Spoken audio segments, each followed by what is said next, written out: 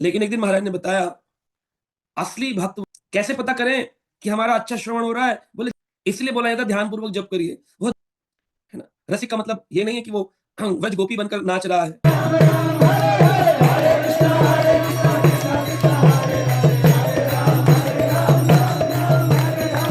हरि कथा का रसपान ऐसा है, व्यक्ति सब कुछ भूल जाता है। इस्कॉन भुवनेश्वर में हमारे इस्कॉन के संस्थापक आचार्य श्रील प्रभुपाद जी के एक अनन्य शिष्य गौर गोविंद स्वामी हरि कथा किया करते थे। प्रतिदिन 8 बजे सभी शिष्यगण आकर के बैठ जाया करते थे और महाराज श्री व्यासासन पर हरि कथा प्रारंभ करते। 1 घंटा, 2 घंटा, 3 घंटा जब बीत जाता था तो जो लोग ग्रस्त थे, जिन्हें नौकरी पे जाना है, वो लोग इधर उधर देखने लगते थे और सोचते थे कैसे महाराज जी को रोका जाए। 3 घंटे हो गए, 8 बजे से, कुछ 9 बजे प्रसाद भी होता है, हमें ग्रस्त को अपने बच्चों को भी देखना है, नौकरी पे भी जाना है, कैसे महाराज जी तो रुकते ही नहीं। तो एक दिन ग्रस्त कम्युनिटी ने जैसे तैसे इकट्ठे होकर बड़े ही प्रबल भाव से, बड़े विनम्र भाव से महाराज जी के कमरे में गए और बोले, महाराज जी आपकी कथा कभी कभी 6 घंटे हो जाती है, 8 बजे से 6 घंटे, समझ रहे हैं आप? तो 2-2:30 बजे जाकर के लंच टाइम में ओवर होती है। तो महाराज जी हमारा सब डिस्टर्ब हो रहा है, आप कृपया करके थोड़ा इसको थोड़ा कम कर दे। ऐसे नहीं बोला 1 घंटा 2 घंटा, थोड़ा कम कर दे। तो चिल्ला करके कहते हैं, आई डोंट स्पीक हरि कथा, आई डोंट स्पीक हरि कथा, this Gaur Nitai sitting in my heart speaking Hari कथा। मैं नहीं बोल रहा हूं, ये गौर निताई मेरे हृदय में बैठ करके बोल। Gaur Nitai sitting in my heart speaking Hari कथा। Can I ask Gaur Nitai to stop down? क्या मैं गौर निताय से बोल सकता हूं रुक जाओ? तो वो आई कांट महाराज मना कर दिया। तो महाराज ने फिर एक नया नियम निकाला कि देखो, जिसको सुनना है वो रुका करे, जिसको नहीं सुनना है मैं नाराज नहीं होऊंगा, आप लोग जा सकते। तो धीरे धीरे लोगों ने प्लान बना लिया, वो चले जाया करते।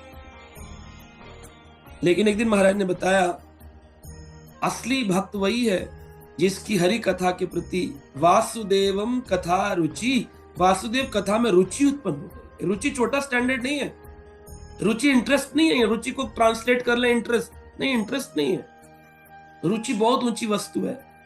आदो श्रद्धा तथा साधु संग पुनः भजन क्रिया तथो अनर्थ निवृत्ति। अनर्थ निवृत्ति होने से निष्ठा, फिर आते ही रुचि, फिर आती है आसक्ति, फिर आता है भाव, फिर आता है प्रेम। प्रेम के रास्ते की सीढ़ी है रुचि। वासुदेवम कथा रुचि, यानी रुचि उसी में आएगी जिसकी भजन निष्ठा है और जिसकी अनर्थ निवृत्ति है। उसके अनर्थ निवृत्त हो गए हैं और भजन निष्ठ हो गया है। नित्य प्रतिदिन हरि नाम की 16 माला, कम से कम, ज्यादा नहीं, कम से कम, ज्यादा तो 64 करो, 100 करो, 200 करो, आपके ऊपर। भजन निष्ठ हो गया है, जिसके अनर्थ निवृत्त हो रहे हैं, धीरे धीरे पूर्ण रूप से न भी निवृत्त हो, अनर्थ निवृत्ति प्रारंभ हो गई। उसको छोटी छोटी बातों पे क्रोध नहीं आता है, उसको अपनी इज्जत बेइज्जती यश अपयश से परे हो गया है। तो हम पाएंगे कि उसकी वासुदेवम कथा रुचि, रुचि का स्टैंडर्ड प्राप्त हो गया। अब जिनकी रुचि नहीं है, रुचि क्यों नहीं है? बोले कि पूर्व जन्म में किए गए पाप के कारण। तुलसी पूरब पाप से हरि चर्चा न सुहाए। पूर्व जन्म में जो पाप किए होते हैं ना, आप नए व्यक्ति को कथा में सुना दीजिए, 15 मिनट बाद कहेगा मेरी कमर में दर्द होता है, कांट सिट फॉर लॉन्ग, ये कैसे आप लोग बैठ रहे हैं 1-1 घंटा 1.5 घंटा। तुलसी पूरब पाप से हरि चर्चा न सुहाए, जैसे ज्वर के ताप से भूख विदा हो जाए। जैसे ज्वर, बुखार जब आता है, शरीर में ताप बढ़ता है, तो आदमी को भूख नहीं लगती है, आदमी कहता है मेरा खाने का मन नहीं है, मेरा फीवर बहुत तेज हो गया है। वैसे ही पूर्व जन्म के पाप से व्यक्ति को हरि कथा में ऐसा लगता है भाई टाइम वेस्ट हो रहा है, टाइम वेस्ट हो रहा है, अरे बड़ी लंबी कथा चल रही है, बड़ी लंबी कथा चल रही है।